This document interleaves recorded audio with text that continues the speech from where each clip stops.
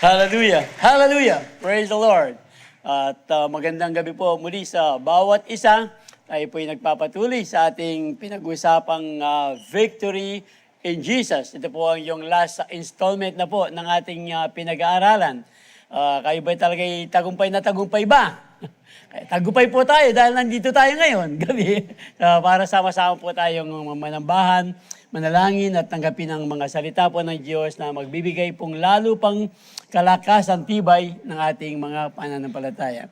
Hallelujah! Victory in Jesus. Nagpapatuloy po tayo. So yung Victory in Jesus, meron po kaming awit noon. Balo na pong kontom ka rin yun. Victory I have in Jesus Christ, forgiveness for He was crucified, wholeness in every part of me, deliverance, His love and set me free. I'm reigning with Him upon the throne and conquering o'er Satan's power below, living a life with Christ as Lord and King. Kay Kristo lamang po ang ating tagumpay. Hallelujah! Hallelujah! Sige po, muli, palakpakan ang ating Panginoon. Victory in Jesus. So, panghuling installment na po ito, pinag-usapan po natin. If you remember, yung una, victory over sin and death. Yung pong resurrection ng ating Panginoon, na nagumpay po ang Panginoon laban sa kasalanan dahil ang Panginoong Kristo Jesus po, alam natin, siya po ang nagbayad ng ating mga kasalanan. Kaya nga po, tagumpay na rin po tayo. Bayad na yung ating mga kasalanan dahil po sa ginawa ng ating Panginoong Kristo Jesus doon sa krus ng Kalbaryo. At hindi lang po yun, alam natin na victory over sin and death ng ating pong Panginoon ay naipako, namatay, nailibing. At alam po natin sa ikatlong araw, siya po ay muling nabuhay. Victory over sin and death, yung pong resurrection ng ating Panginoon ay magiging resurrection din ng mga naniniwala sa Kanya. Dahil kung hindi po nabuhay na maguli ang ating Panginoong Kristo Jesus, wala po, magiging walang kabuluhan ang lahat ng ating mga pananampalataya. Mulita na po. wala pong saysay ang ating pag-uusapan ngayon. Subalit, na nagumpay ang Panginoon laban sa kasalanan, binayaran niya ang ating mga kasalanan, siya po ay nabuhay na maguli. Ito po yung una nating pinag-usapan, kaya nga po nagtuloy-tuloy po ito. Yung pong victory over fear and anxiety. Dahil nga po ang ating Panginoon ay nabuhay na maguli at yung pag-asa pong yan, yung mga takot at anxiety ay talagang ibibigay po ng Diyos ang kalakasan para po tayo ay managumpay. Hindi po niya tayo binigyan ng spirit of fear and timidity, but of power, love, and self-discipline. 1 Timothy 1:7 ata po yan. 2 Timothy 1:7. Hallelujah! Kaya nga po, di ba yung awit na I speak the name of over fear and anxiety. Tama ba? Talaan mo rin ang magkantawagin. Pakatakas na. The name of Jesus. I speak the name of Jesus over fear and anxiety. Pangalan lamang po talaga ng ating Panginoon, ng siyang ating tagumpay. Laban po sa fear and anxiety. And last Saturday, Sunday, last week, pinag-usapan po natin, baluya pa? Of course. Last week, pa ito. Fear over trials and temptation. Na tayo po naman talaga ay nandito pa sa lupa, dadanas pa ng mga iba't ibang uri ng mga pagsubok at mga tukso. Subalit, kung ang ating Panginoong Kristo Jesus po ay nanagumpay laban sa trials and temptation, alam naman natin ng ating Panginoon, gamit pa nga niya ang salita. Remember po yung temptation ng ating Panginoon doon sa wilderness after fasting 40 days and 40 nights. Ang sabi ng kaaway, Satan, ginamit po niya ang salita ng Diyos. Ang salita rin po ng Diyos, it is written, man shall not live by bread alone, but by every word that comes out of the mouth of God, and so on and so on. Nun po yan sa Matthew chapter 4. So yung pong trials, alam naman natin, yung trials ng Panginoon, siya rin po ay dumanas ng trials. Alam po ng Panginoon ang ating pinagdadaanan dahil siya po mismo dumaan ng trials. Remember po, doon sa prayer of Gethsemane, yung talagang trials na talagang, Ama, sabi niya, kung pwede lang, wag nang matuloy ito. Yun po yung kanyang trials. Ano pa ang trials na dinaanan ng ating Panginoon? Parang review na lamang po ito. Yung bago po tayo pumunta sa ating pag-aaralan. Yung pong trials na talagang dinanas ng Panginoon. If you remember, nandun siya sa krus ng Kalbaryo, yung talagang mga disciples niya, ilan lang yung natira. Si John the Beloved, likwandengan po, iniwan siya ng kanyang mga disciples, yung kanyang mga apostles. Tapos, dininay pa siya ni Peter. Different. Tapos yung trials po niya, yung mga nakapako, yung mga tao doon, kung talagang ikaw ang, di ba, tinatempt na siya, meron pa siyang trials and temptation at the same time. Kung ikaw talaga ang Bisaya, bakit hindi ka bumaba dyan? Niligtas mo ang iyong sarili. So, alam po natin, nanagumpay ang ating Panginoon. Hindi po niya talaga sinukuan ang mga pagsubok at ang mga temptation. Bakit po? Alang sa atin para po matuloy ang plano ng Diyos sa ating kaligtasan. Amen. For God so loved the world, He gave His one and only Son, that whoever will believe in Him will not perish. Hindi na mapapahamak, kundi magkakaroon pa ng buhay na walang hanggan. Ito po ang plano ng Diyos para sa kanyang mga mananampalataya, sa kanyang mga maniniwala at tatanggap sa Kanya bilang Panginoon at tagapagligtas. Amen. Balaan po yan kay may excite. Praise the Lord. Hallelujah. So, pagpapatuloy po natin, yung pong ating pag-usapan ngayon, victory over, ano naman po ito? Condemnation. So, pag sinasabing condemnation, parang nakaka-relate ako dyan. Yung parang naranasan mo na rin yung makondem. Diba? Siguro po, meron sa ating mga anak, nakokondem sa ating mga magulang, ikaw talagang bata ka sa lahat ng sa lahat ng iyong mga kapatid. Ikaw ang pinaka bobo. Parang ganun. Nakokondem po yung mga anak. Kaya nga po yung mga anak, pati sila nakokondem, tinatanggap nila, ganun nga sila. So, ano pong mangyayari? Mapapahamak ang bata dahil tatanggapin niya na ganun nga, nakokondem. Isa lamang po yung alimbawa ng condemnation na ating pong pag-usapan. Kaya po, kailangan po nating maging victor, managumpay, dito po sa condemnation. Yung condemnation po, in spiritual expression po, the expression of very strong disapproval. Strong disapproval, censure.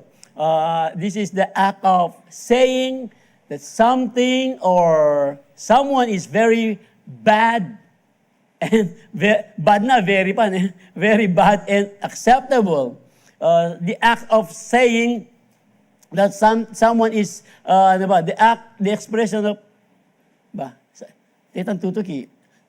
The one of the devil, ito po, yan, ito na pala. Ito po, ang madalas ginagamit ng ating kaaway. Biggest weapon po ng diablo ito. Sa kanya pong dirty tricks, bag of dirty tricks. Ito pong condemnation na ito. Yung pong to condemn, ibig sabihin to pronounce to be guilty. Condemn, guilty ka, to sentence, to punishment.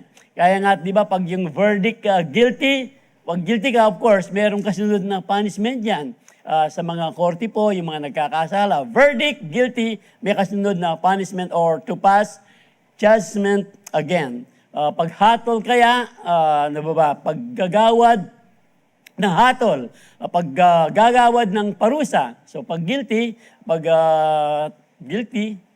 yun, may parusa.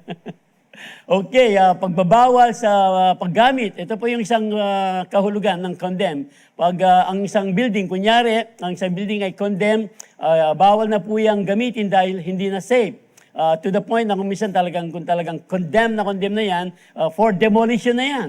Diba? Yung mga kotse siguro na condemn na, wala nang pag-asa yung kotse, ano po ginagawa?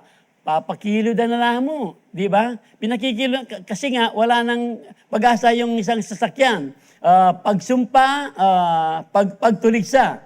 Kaya nga po, ito pong condemnation na pag-uusapan po natin dito. Siguradong marami po tayo makaka-relate na kailangan po nating malaman ang pagkakaiba ng condemnation sa ating pong pag-uusapan mamaya para po mas maintindihan natin at talagang mas managumpay po tayo laban sa condemnation. Kasi nga, ang tao po, ang diablo mismo po talagang kino-condemn tayo. Ang diablo, minsan pati yung ibang tao, kino-condemn tayo, o kaya minsan pati po yung ating sarili. Yung ating pong sarili, kino-condemn natin. Yung talaga yatang wala na akong pag-asa, talaga yatang hindi na ata ako kaluguran ng Diyos. Kapag hindi na ito kaluguran. Hindi na ata ako mahal ng Panginoon. Anyway, tuloy po natin. Ito po yung gustong ipaalam ng Diyos sa bawat isa sa atin. Dahil sa kanya pong pagmamahal sa atin, yung pong ating pinag-usapan kanina, victory over sin and death, victory over fear and anxiety, victory over trials and temptation. Dahil ang gusto pong bigyang diin ng Panginoon sa atin na tayo pong nasa kanya na, there is therefore now no condemnation to those who are in Christ Jesus, who do not walk according to the flesh, but according to the Spirit. Tayo po ay manalangin. Salamat po. Muli, dakilang Diyos, sa gabi ito sa isang maikling pag-aaral ng iyong mga salita, na aming pong dalangin ang iyong Santo Espiritu ang siyang kumilos sa aming kalagitnaan. Ang iyong pong mga salita ay mangusap sa bawat isa sa amin, kasama po ng iyong lingkod na gagamitin. Maging bukas po ang aming mga pandinig, ang aming mga puso sa iyong mga salita na ito po ay aming gagamitin sa aming paglabas sa bahay, sa bahang ito, bahay dalangin ng ito, nalalabas po kami may bagong tibay pananampalataya, may bagong antas ng pagsamba sa iyo, o dakilang Diyos, at pagkilala sa kapangyarihan ng iyong mga salita sa aming mga buhay, na wala kaming ibang itataas, dadakilain sa lahat ng aming gagawing pag-aaral ngayong gabing ito, maliban sa iyong dakilang pangalan, Kristo Jesus. Kristo Jesus. Amen. Amen. Sige po, isa pang palakpak para sa Diyos. Praise the Lord. So, condemnation po kasi, in the Bible po, itong condemnation na ito, ang ibig po sabihin is a legal and judicial term referring to a formal verdict of guilty na sinasabi po natin kanina, a verdict of guilty that carries a specific penalty or sentence. Ito po yung kabaligtaran naman. Yung condemnation kasi, guilty, merong parusa. Pero kabaligtaran po, ito nang binigay ng Diyos sa atin, na opposite po ito ng justification. Yung justification sa Romans 5:1, therefore being justified by faith. Therefore being justified by faith, we have peace with God through our Lord Jesus Christ. Ang sabi po ng Romans 5:1. Balikan po natin, ito po ang ating pinag-aaralan. It is the opposite, kaya nga po, of justification. Yung condemn, talagang wala ka ng pag-asa. Pero tayo justified na. There is no now condemnation. We are now justified as if na hindi po tayo nagkasala dahil nga sa ating pinag-usapan nung una, victory over sin and death. Tuloy po natin yung ating pinag-aaralan. Kaya nga po, muli in the biblical context, dun po sa Romans 8:1, yung pong Greek word nito na katakrima, nagsisignifies po ng final na. Judicial verdict of guilty. So inuulit po, binibigyang diin talaga na itong condemnation to, talagang binibigyang guilty ang verdict handed down in the court of law, Rather than just a feeling of shame, it represents the formal legal sentence and resulting punishment that humanity deserves for failing to meet God's standard. So pag na-condemn na po tayo, pag talagang hindi na tayo lumapit sa Diyos, ayun, yung sa pinag-usapan natin, guilty po yan dahil na-fail po yung standard ng Panginoon. Kaya nga yung term po nito, which is, dinidescribe po niya, yung ating status ng ating spiritual separation. Pag na-condemn ka na talagang para bagang nasa-separate ka spiritually. Kaya nga yung penal servitude ng kasalanan to sin. Penal servitude, magkasala, which makes the promise of no condemnation. Kaya nga po ito, talagang andito po, yung promise po ng no condemnation is significant. So significant that it means for those in Christ, the judicial case is closed. Sa Panginoon po, there is now no condemnation. Closed na yung nagko-condemn sa atin pag tayo po ay na kay Kristo na. Amen. Amen. Praise the Lord. The judicial case is closed. The penalty has been paid. And the sentence has been completely removed. So wala na po tayong, wala nang hinihintay na parusa. Di ba? Yung sino man ang sa kanya ay mananampalataya, John 3:16, hindi na mapapahamak, hindi na mapaparusahan. Ang kasunod pa talaga ay yung hindi na mapaparusahan, magkakaroon pa ng buhay na walang hanggan. Tetelestai, di ba? Sabi na, it is finished. Tapos na po ang lahat, ginawa na ng Panginoon. Binayaran niya ang ating kasalanan. Wala na po tayong ibang gawin. Manampalataya lang po tayo sa Kanya. There is now no condemnation to those who are in Christ Jesus. Pero meron pong kasunod yun. There is therefore now no condemnation to those who are in Christ Jesus. Sa mga iba po kasing salin, ang salita po ito, nawawala po yung ikalawang bahagi. Nagtutuloy-tuloy po yan sa verse 2. Pero meron po yung kasunod, who do not walk according to the flesh. Who do not walk according to the flesh. There is no condemnation pag hindi daw tayo lumalakad according to the flesh. Mamaya po, ito po yung ating magiging kasama po ito sa ating point. Who do not walk according to the flesh, but according to the Spirit. Nawala po itong isang bahagi ito sa mga ibang version.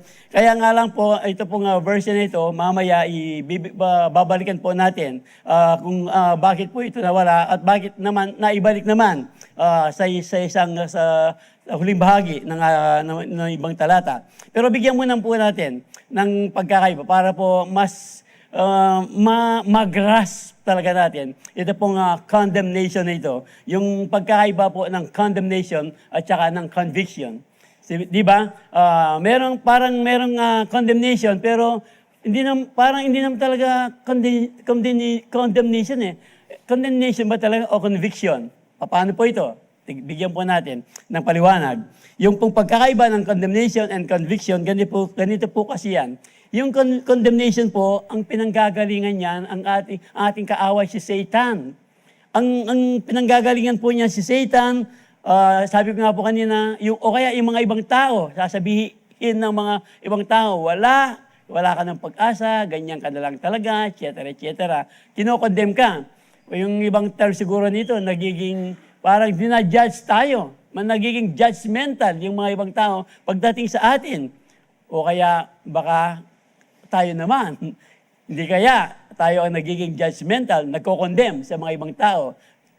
Parang ganun din. Kaya ito po, nanggagaling po ito kay Satan or sa mga ibang tao o maaring sa atin na hindi natin napapansin. Di ba? Namamalayan. O kaya, sabi nga kanina, baka tayo mismo talagang tinatanggap na natin, condemn na yung ating sarili. Ito po ang gusto ng kaaway. Di ba? John 10:10, the devil came to kill, steal, and destroy. Tama ba? Steal, kill, and destroy. Ito lamang po ang gusto ng ating kaaway. Kaya nga po nanggagaling po sa kanya ang condemnation. Kaya nga ano po nito, yung talagang mensaheng gustong ibigay nito, you are guilty. Worthless ka na nga. Tapos ka na. You're done. Ang talagang ang goal nito para pag sinasabi yon, it pushes us away from God. Minsan na-isolate po yung ating sarili. Mafe-feel natin, mararamdaman natin hopeless na tayo, crash, struck. Kaya nga, yung magiging resulta,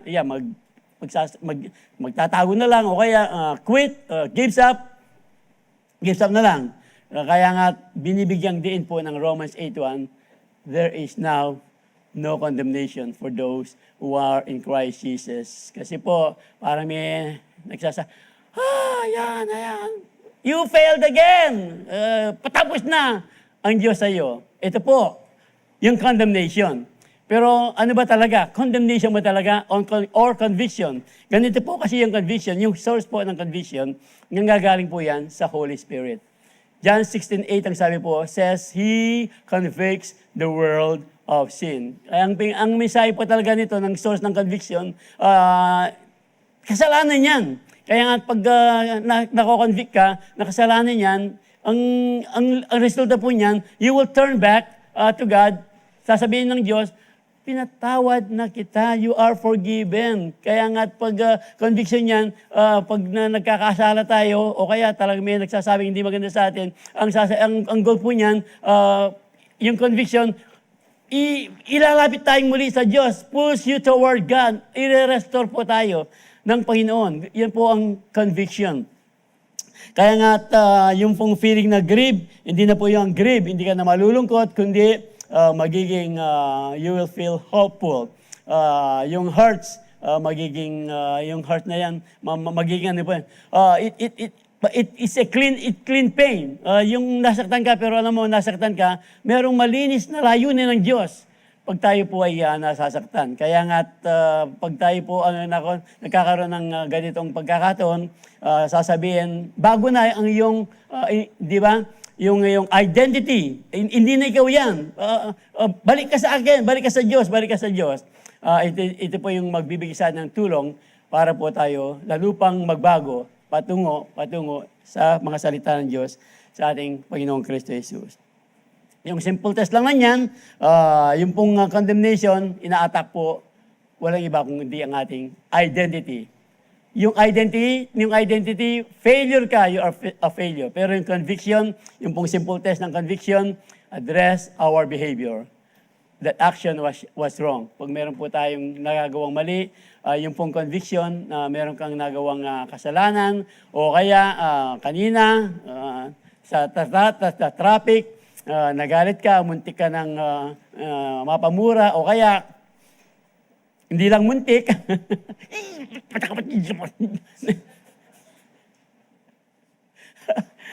pero pag ganun ba, hindi ka naligtas. Kasi, ito yung pagkakaiba ng condemn. Pag napaganon ka, tapos, ikaw mismo, yung condemnation, ay, Panginoon, talaga yatang wala na akong pag-asa. Nagkasala na naman ako. Kinokondem mo ang iyong sarili. Pero dito sa conviction, pag na-convict ka, oh Panginoon, kasi pag na-convict ka, ay, Panginoon talaga, sorry po Panginoon, medyo nadulas na naman ako. Pag lumalapit ka agad sa Panginoon, humingi ng sorry, yun po yung natawag nating conviction.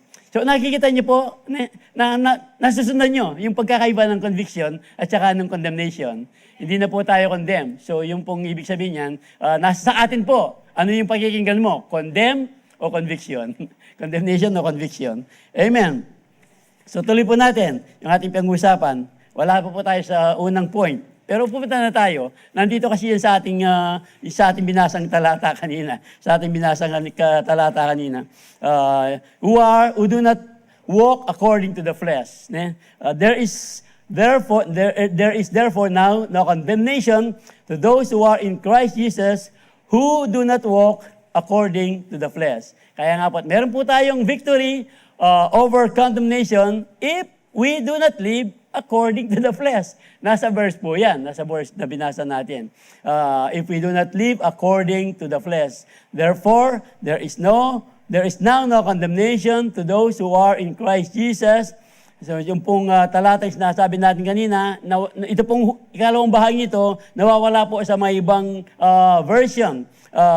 Pero who do not walk according to the flesh, but according to the Spirit.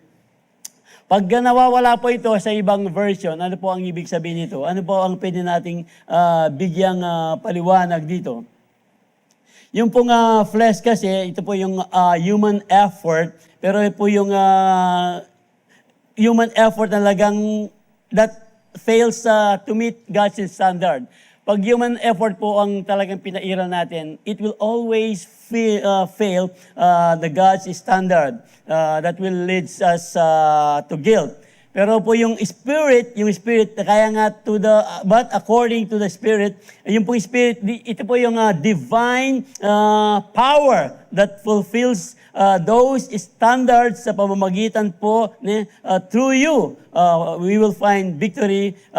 Hindi po para maging perfect, kundi para lang pag tayo po ay nagkakaroon ng pagkakamali, yung pong espiritu, it will shape us back to God, according to the Spirit, na hindi po natin pakikinggan ang laman, kundi ang Espiritu po ng Diyos na siyang tumatawag sa atin, balik ka agad sa kanyang mga salita, sa kanyang mga pangako, sa kanyang pagtitiwala po nating pangunguna. Pinangungunahan po tayo ng Santo Espiritu. Yung pong verse 1 na ito, maaaring incomplete sa may ibang salin. Pero kahit po incomplete ito sa ibang salin, kung itutuloy po natin ang talata, dito po sa verse na naman, tuloy na lang po natin. Nasa ano po kasi ito tuloy this of, for the law of the Spirit of life is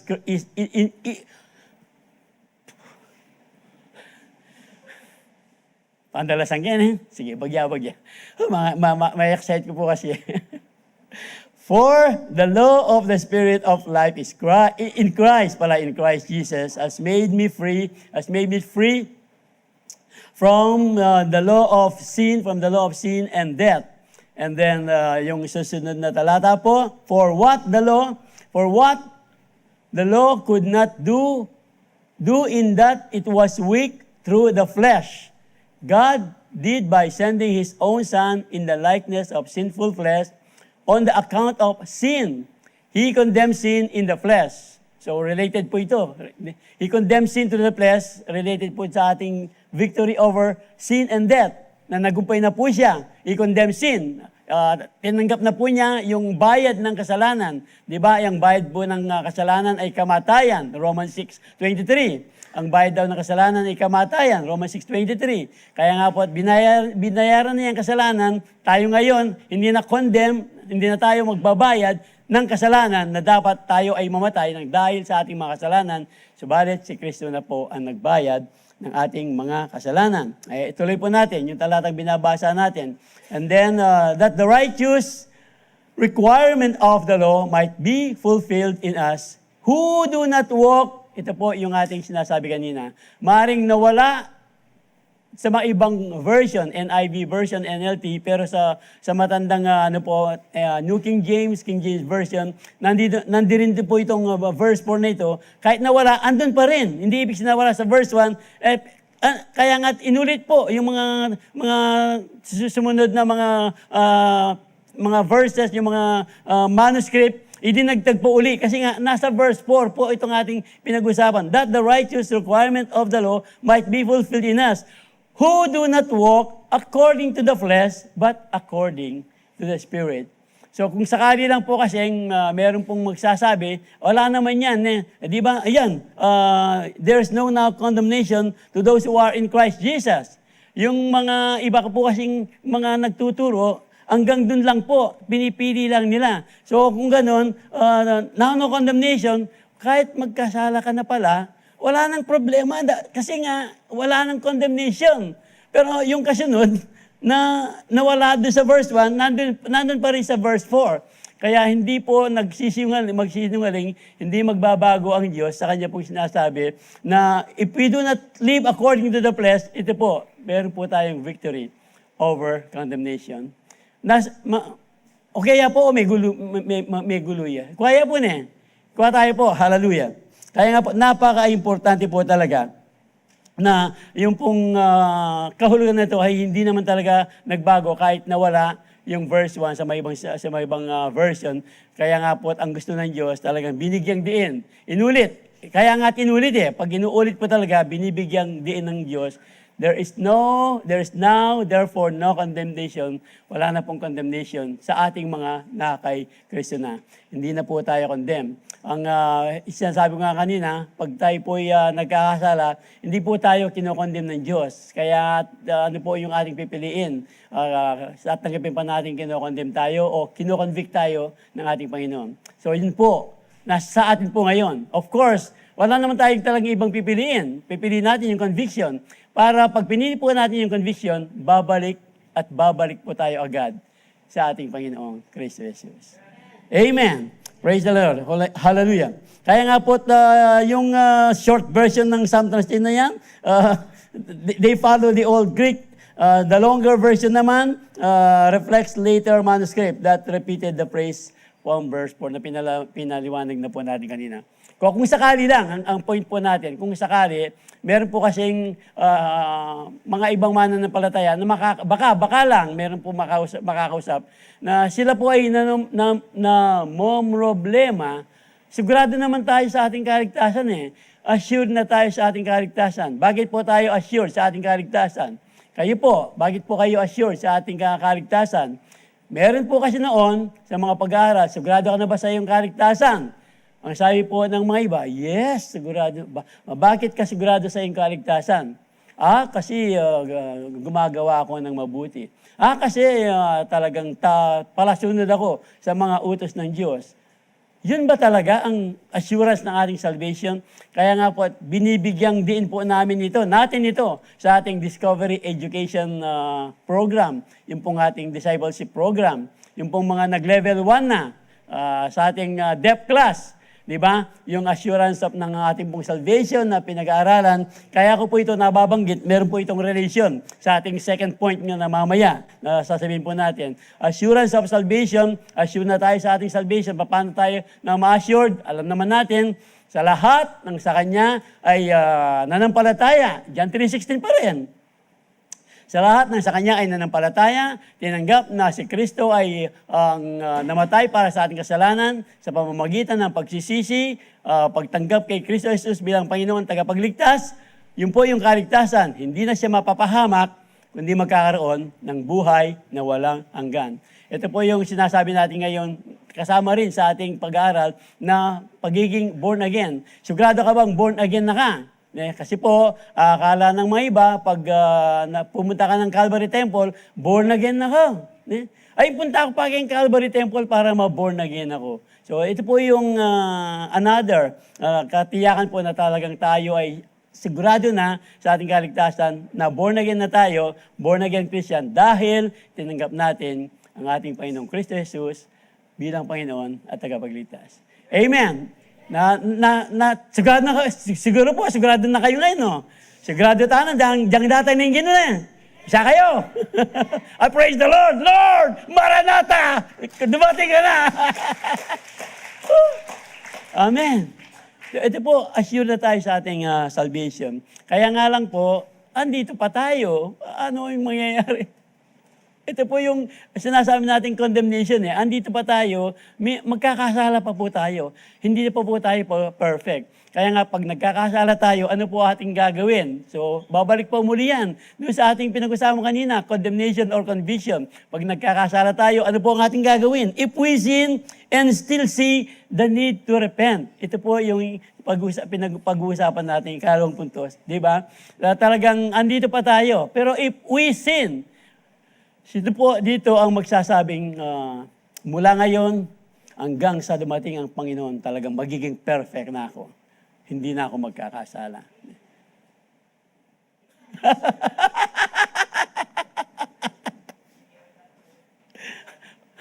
Wala pong perfect. Wala magiging perfect. Magkakasala pa tayo, magkakamali. Pero ito po, if we sin, we have to see the need to repent.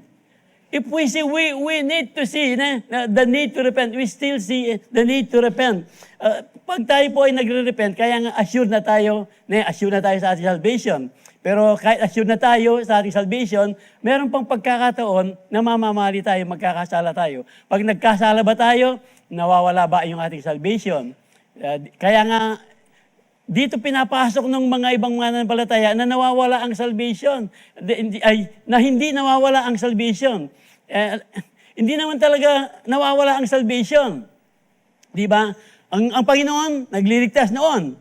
Ngayon, bukas magliligtas pa rin ang Panginoon. Hindi po nawawala ang salvation. Mawawala lang po ang salvation kapag ang tao mismo, siya ang umalis sa salvation. Di ba? Yung Hebrews 10:26. If we deliberately keep on singing. My chains are gone. Sinning. Hindi singing, sinning. Woo! Minum ko pa sagli. Praise the Lord.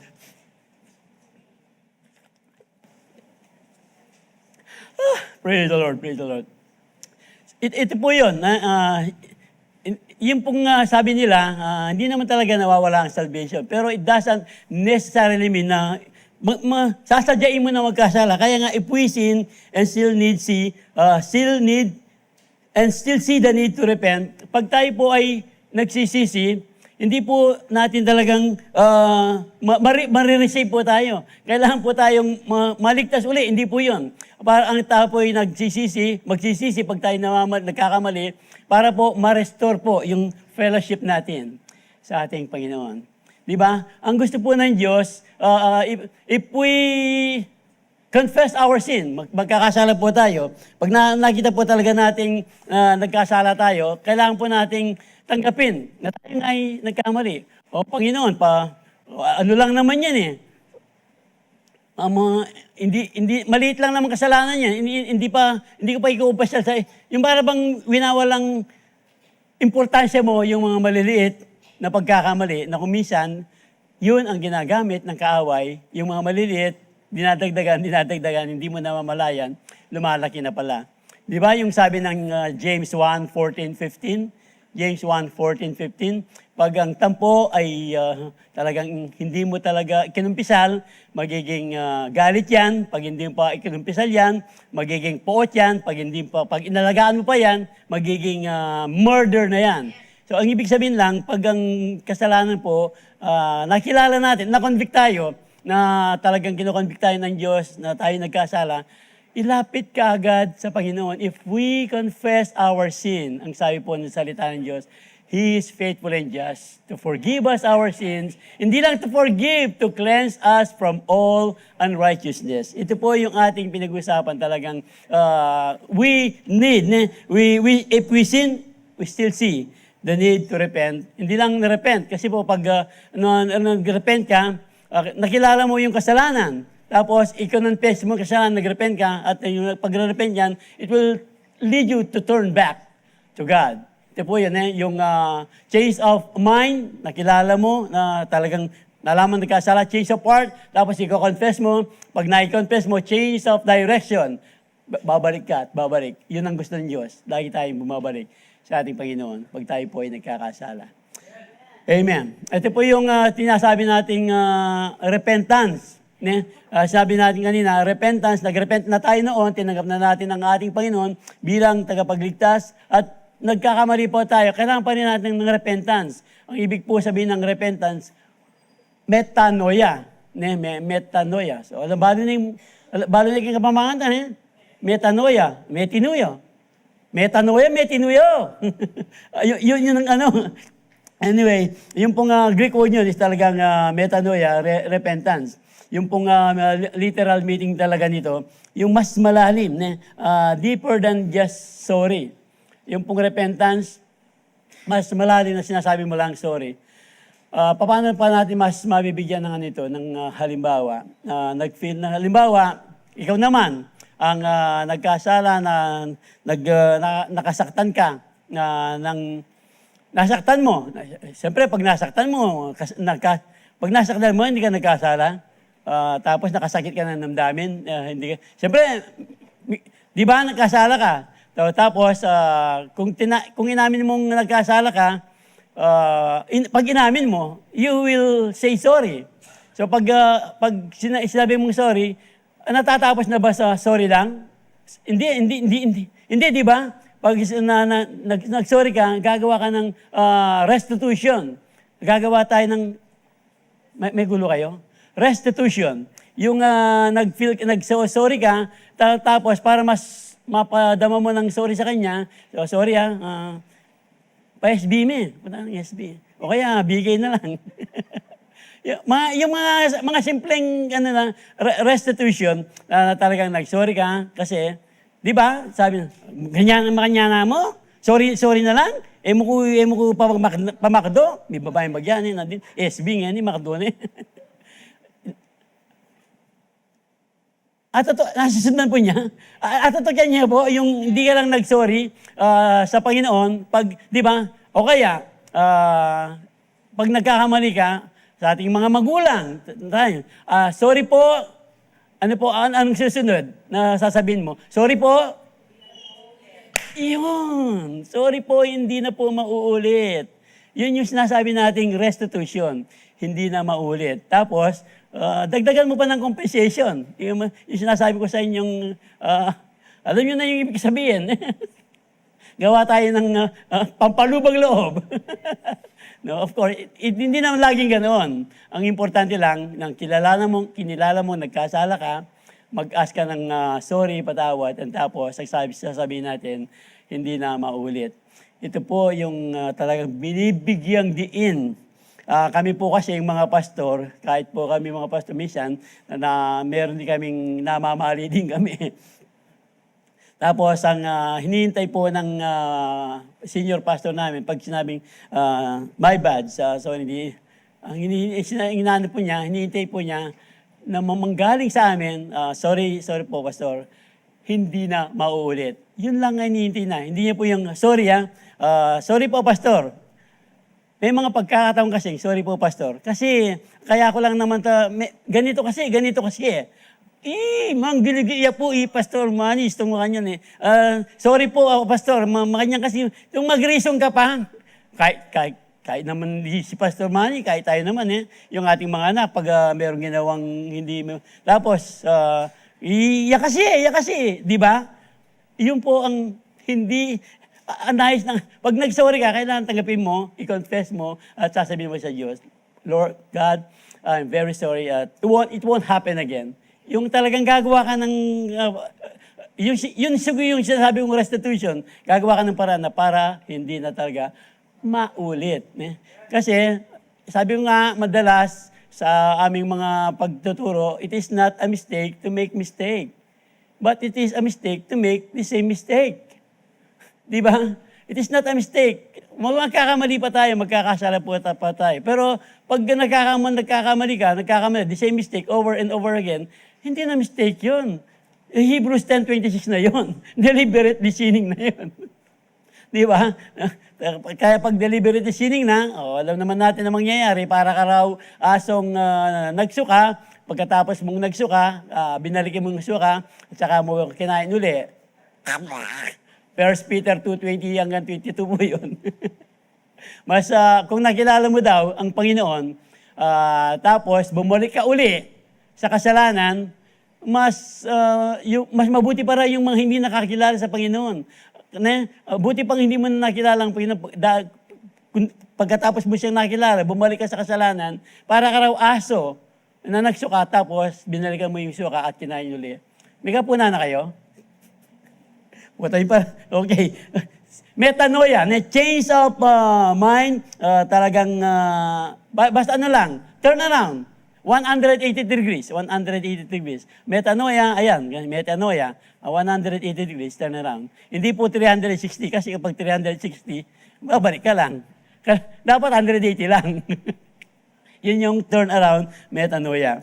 Kaya nga, sabi ko kanina, change of mind, 3 parts po ito, change of heart, di ba? Change of mind, talagang nakilala mo, na mayroong kasalanan, change of heart, magko-confess ka, and then yung change of direction, yan, i-direct ka, papunta sa ating Panginoon. Amen. So, nakita po natin, you agree that you sin, change of mind, you see the sin differently. You agree with God that it's wrong and destructive. Yung change of heart naman, it is not just intellectual. Change of mind, intellectual. Change of heart, it is not just intellectual. There is a genuine grief over sin na pinapaliwanag po natin kanina. Na sinasabi po ng 2 Corinthians 7:10, godly sorrow brings repentance. Godly sorrow brings repentance. Kaya nga po yung change of direction, yung pong ating life will turn. Acts 26:20, repent and turn to God. Yun po yung ating sinasabi kanina, demonstrate their repentance by their deeds. So yung pong totoong metanoia shows up sa action po natin. Pag talagang may tinuna tayo, talagang makikita talaga sa buhay natin. May tinuta na talaga. Metanoia, repentance. Amen. Ngayon nga po, if we confess our sin, He is faithful and just to forgive us our sin and to cleanse us from all unrighteousness. Kasi po, pag nagkakasala, ayaw po ng Diyos na tayo ay manatili doon.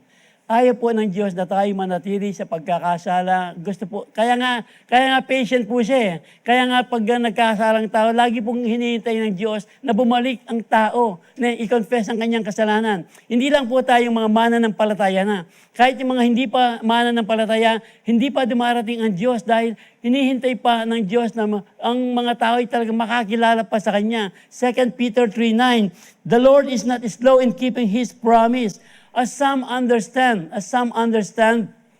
slowness. Instead, He is patient with you, with us. Yung pang hindi pa nakakilala sa Panginoon, yung pang hindi pa tumatanggap sa Panginoon, at tayo pong nakakasala pa, namamali pa, hinihintay po tayo lagi ng Diyos na lumapit sa Kanya. Kaya nga, not wanting anyone to perish dahil ayaw po ng Diyos, ang bawat isa sa atin ay mapahamak. Ang hinihintay po ng Diyos, everyone to come to repentance. Everyone to come to repentance. Kaya nga po, ito pong victory over condemnation na makikita po natin dito sa ating binasang talata. Seeing repentance na hindi as a threat or rejection, but we will see this as an invitation to God's limitless patience. Limitless patience. Lagi po hinihintay ng Diyos ang bawat sa atin lumapit sa Kanya nang magpagsisisi sa mga sandaling tayo po ay nagkakasala. Lagi lang na po nating pinapaalala, yung pong 1 John 1:9, hindi po ito lisensya para magkasala. Ayan, basta magkakasala uli ako. Magkakasala uli ako. Hindi po nagkasala, magkakasala. Buli sabihan, meron siyang planong magkasala. Magplano na yung magkasala. Hindi po ganon. Hindi po ito lisensya para magkasala. Yung pong pag nagkakasala, we will confess our sin. Kaya nga, yung pong ating pangalawang punto, di ba? Yung if we sin and we still see the need to repent, ito po yung victory over condemnation. If we confess our sin, He is faithful and just to forgive us our sins. And hindi lang forgive, cleanse us. Ito po yun. Yung pong namamali natin, hindi lang niya patatawarin. Nagkasala tayo, nagkamali tayo, nadumihan tayo. Di ba? Dito po sa lupa, habang tayo lumalakad, yung ating puting suot, madudumihan pa yan. Pero hindi lang basta patatawarin ng Diyos, lilinisin pa lahat ng ating mga unrighteousness. Ito po ang pangako ng kanyang salita. Amen. Sige po. Palakpakan Panginoon. Hallelujah. Kaya nga po, mabait po talaga ang Diyos. Pag tayo po ay nagkakasala, meron pong talagang ginagawa ang Diyos pagre-rebuke sa atin. Dahil mahal po tayo ng Diyos. Dahil kung hindi tayo mahal ng Diyos, hindi niya ipaalala na tayo ay talagang kailangan lumapit sa Kanya. I-rebuke mo Kanya tayo. No? Those whom I love, I rebuke and discipline. Those whom I love, mahal na mahal po tayo ng Diyos. Kaya nga at may mga pagkakataon pong i-rebuke po na tayo, didisiplinahin po tayo ng Diyos to so be earnest and repent. Kaya nga po, conviction o condemnation, pag nagre-repent po tayo, ayun po kasama sa pagdidisiplina ng Diyos para po lalo nating panghawakan, paniwalaan na ang Diyos ay laging maaasahan sa Kanyang pagpapatawad. Amen. Amen. Kasi po, sa mga pagkakasala, sino man daw po ang nagtatago ng kasalanan, yun siguro yung James 1:14-15. Pag tinatago mo yung kasalanan, hindi mo alam, nadadagdagan, eventually, namamanhid ka na sa kasalanan. So, nalilimutan mo talagang ang Diyos, andyan lang ang Diyos. Napakalapit niya, isang tawag lang sa Panginoon. God is always ready to listen to those who has time to pray. God is always ready to listen to those who ask time to pray. Lagi pong sa papanalangin po, ilapit natin sa Diyos. Hindi po tayo perfect. Pero ang panawagan po ng ating pinag-aaralan, para po hindi natin maramdaman na kinokondem tayo, tanggapin po natin ang disiplina ng Diyos, tanggapin po natin na hindi po natin pwedeng itago ang kasalanan. Dahil pag tinadago daw po natin ang kasalanan, whoever conceals their sin does not prosper. But the one who confesses and renounces them. Diba? Ito po, binibig natin din. But the one who confesses and renounces them, find mercy. Find mercy. Lagi pong mahabagin ang dakilang Diyos. Basta, lagi lang po niyang inintay ang ating paglapit sa Kanya. Ang inintay lang po ng Diyos, maging transparent po tayo. Sa Kanya, sa Kanya. Of course, sa ating mga pang-araw-araw na buhay, sa ating mga kaibigan, mga pamilya, kung meron po tayong nagawang mga pagkakamali, kasama po ito sa ating pinag-aaralan. Humingi po ng tawad kung meron po tayong nagawang kasalanan, pagkakamali sa pamilya, sa mga kaibigan, ang hinihingi po ng Diyos. Of course, sa mga kaibigan, meron kang nagawa, Panginoon, patawarin mo ako dahil nasaktan ko yung aking kapatid o kaya yung aking kaibigan. Alam ng Diyos, pinatawad ka, pero hindi mo naman sinabi, hindi ka naman nag-ask ng sorry doon sa iyong nasaktan. Hindi kompleto, hindi kompleto. Kaya nga, sabi nga natin kanina, siguro ulit lang, sorry, hindi na maulit. Sorry, hindi na maulit. Tapos, magpa-SB ka naman. Yung anak balo din SBN. Okay, tuloy po natin.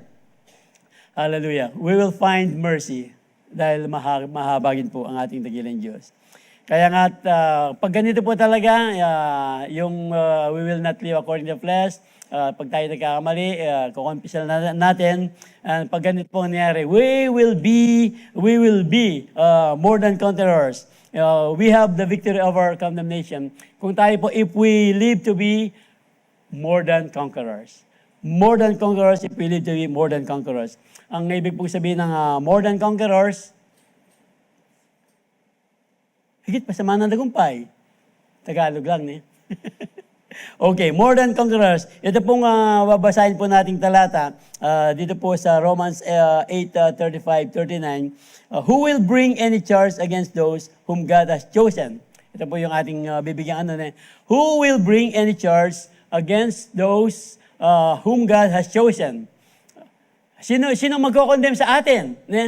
Against those whom God, na pinili ng Diyos? It is God who justifies. Ang Diyos po ang nagja-justify. So, yung pong mga ibang wala silang karapatang i-condemn tayo kasi there is no now condemnation to those who are Christ in Jesus.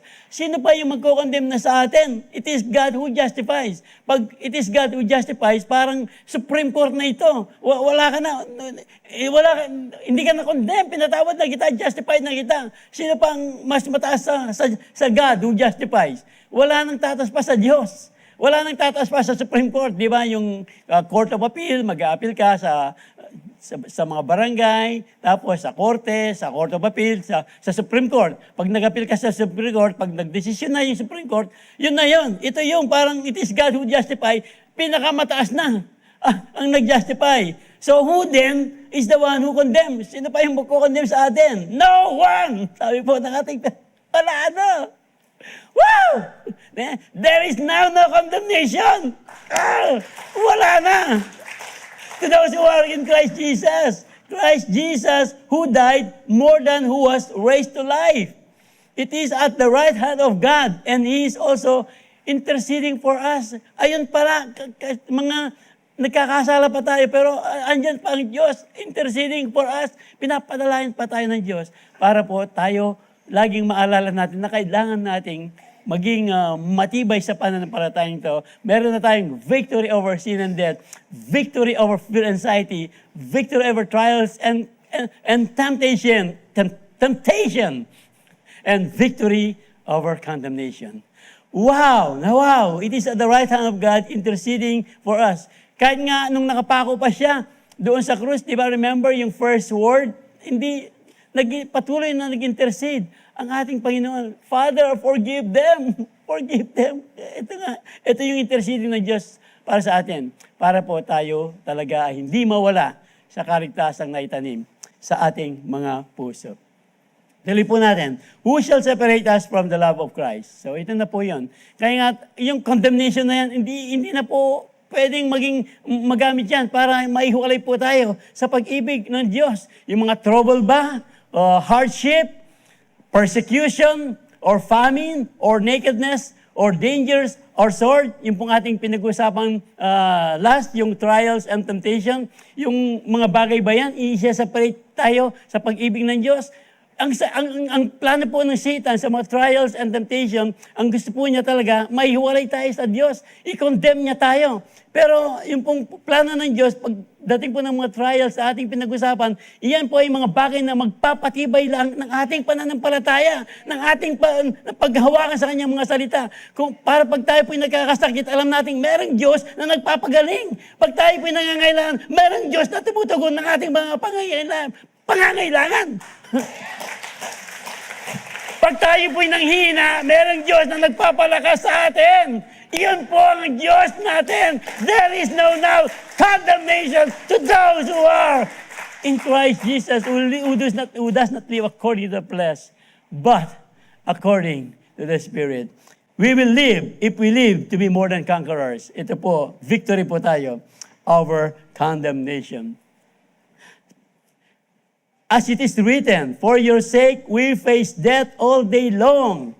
We are considered a sheep to be slaughtered. So meron pong mga pagsubok na dumarating, pero sa ating pong mga buhay, sa mga pagsubok po yan, na sinabi na po natin kanina,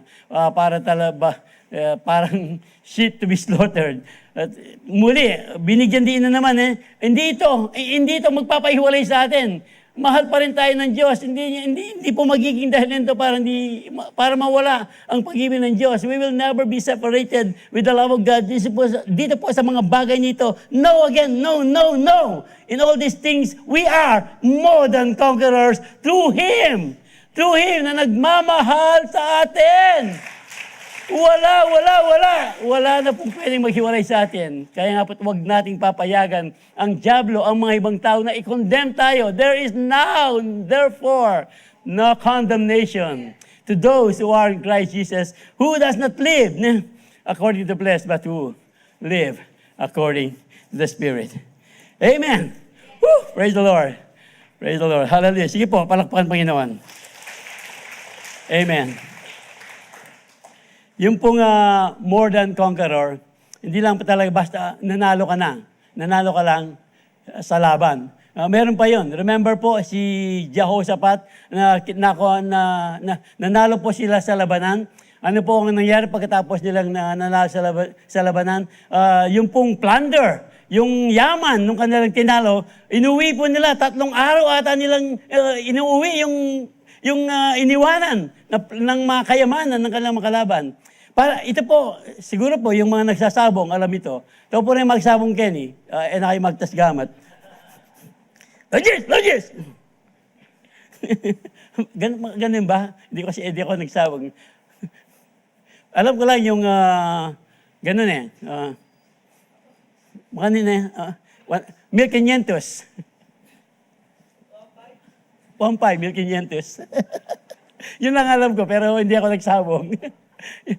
Pero ang po dito, di ba sa sabong, pero meron naglalaban, ang nagtawag po sa kanila, bali manok. Bali manok. Ano yung bali manok?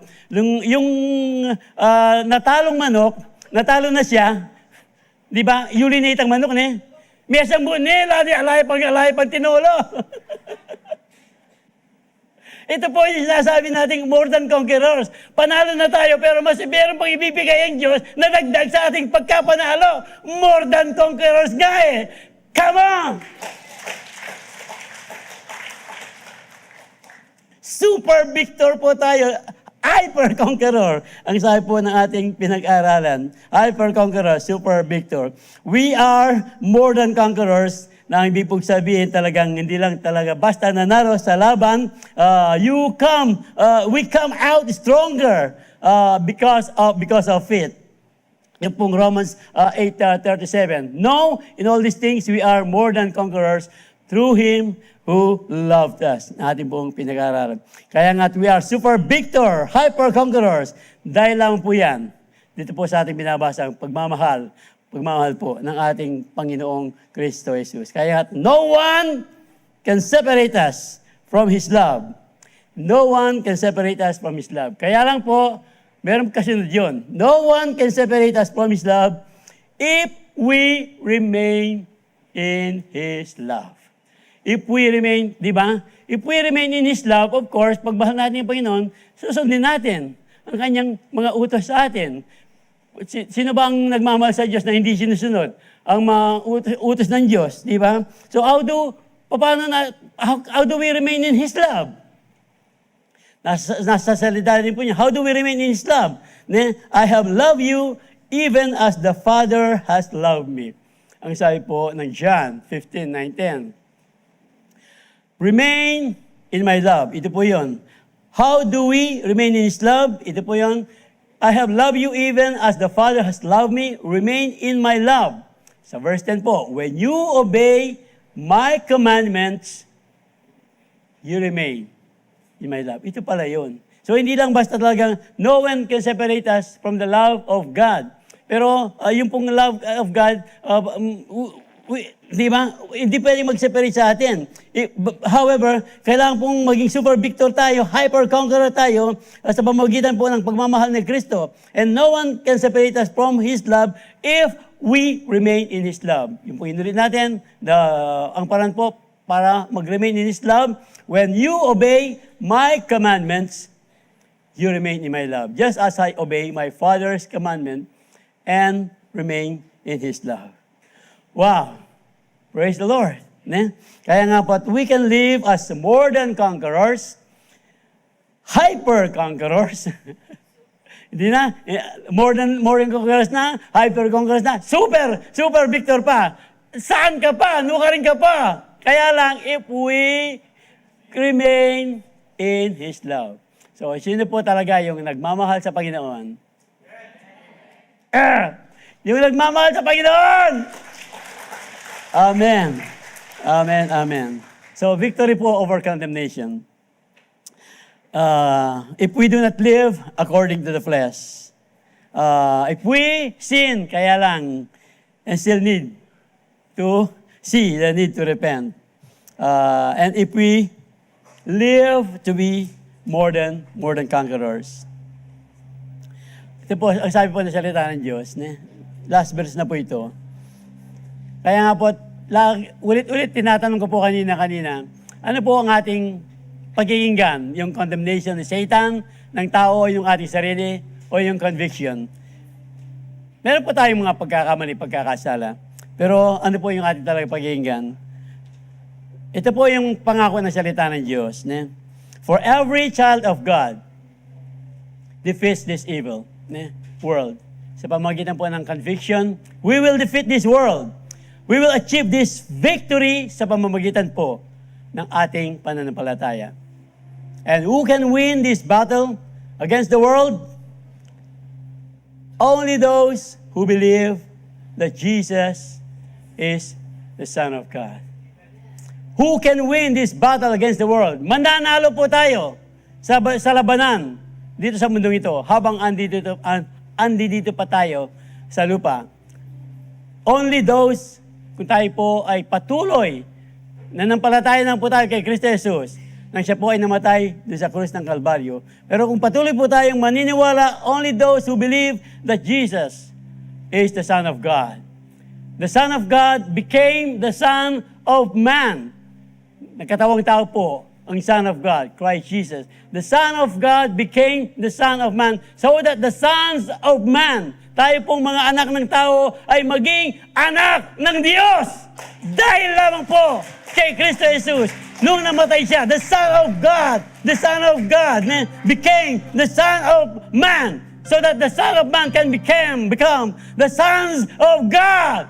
Hallelujah! Tayo po yun sa pagtanggap po natin sa Kanya, sa ating mga pananampalataya. Hallelujah, hallelujah. Kaya nga po tayo po ngayon talagang we are free. We are liberated. We are liberated. Kung tayo patuloy na maniniwala talagang sa mga conviction po, yung ating pong we are free, more than conquerors. My chains are gone. My chains are gone.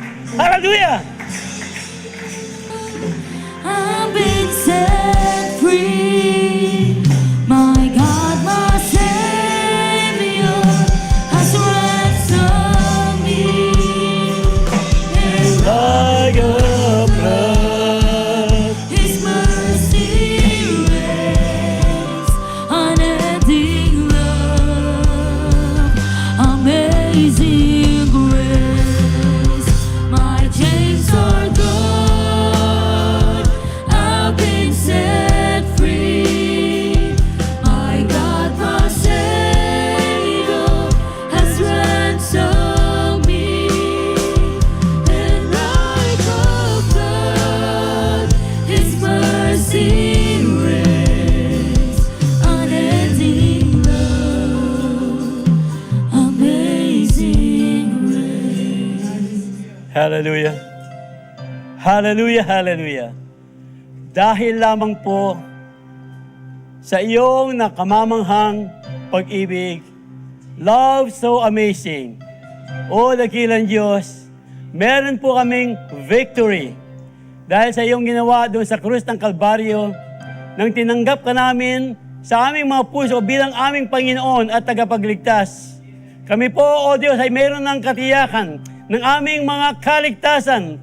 At habang andito pa kami sa lupa, O dakilang Diyos, yung pong victory ay nasa amin na. We will be more than conquerors because victory is in Jesus. Victory over sin and death, over fear and anxiety, over trials and temptation, over condemnation, dakilang Diyos. Dahil lang po sa iyong pagmamahal sa bawat isa't isa sa amin. Kaya nga po sa mga sandaling ito, O dakilang Diyos, kung sakali meron pa sa aming mga puso ngayon, sa aming mga buhay, yung patawarin anumang pagkakasala, O Diyos, linisin ang mga, we are now confessing our sins for you to cleanse us to our unrighteousness and forgive us from our sins. Dakilang Diyos, salamat po. At kung sakali, hindi ka pa sigurado sa iyong relasyon kay Kristo Jesus, iniintay niya ang iyong paglapit sa Kanya bilang Kanyang Panginoon tagapagligtas sa pamamagitan ng pagtanggap sa Kanyang ginawa doon sa krus ng Kalbaryo. Dakilang Diyos, patawad po sa lahat ng aking mga kasalanan. Ito po ang panalangin sa inyong puso kung sakaling hindi pa natin talagang tunay na ginawa ang pagsuko ng ating mga buhay sa Kanya. Salamat, dakilang Diyos, sa iyong pag-ibig kay Kristo Jesus na matay doon sa krus ng Kalbaryo para sa aking mga kasalanan. Patawarin mo ako sa aking mga kasalanan. Ngayong gabing ito, tinatanggap kita sa aking puso bilang Panginoon at tagapagligtas. Ikaw na maging hari ng aking buhay. At salamat sa iyong pagpapatawad. Dahil sa iyong pagpapatawad at dakilang Diyos, I am liberated. My chains are gone. Sa pangalan ni Jesus. Amen. Amen. Hallelujah. My God, my Savior has ransomed me, and like a flood, His mercy reigns, unending love, amazing grace.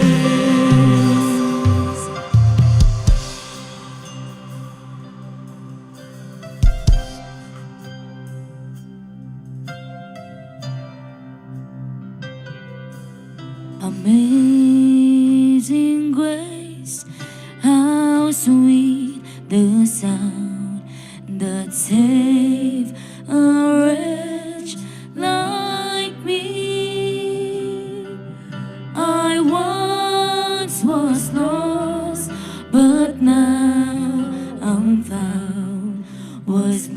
blind, but now I see.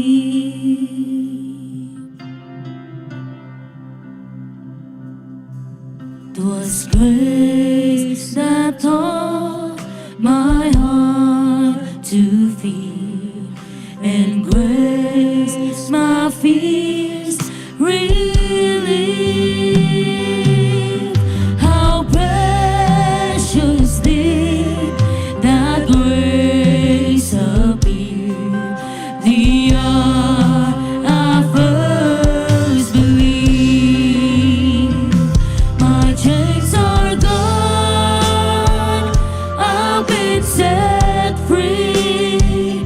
My God, my Savior has ransomed me.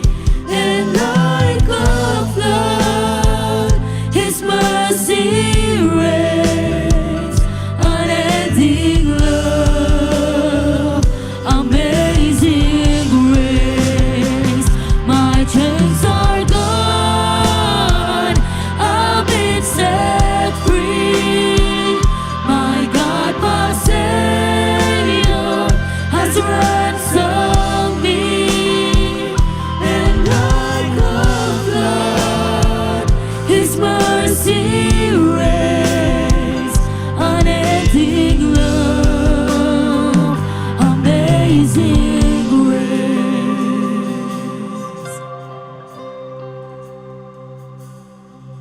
The earth shall soon dissolve like snow.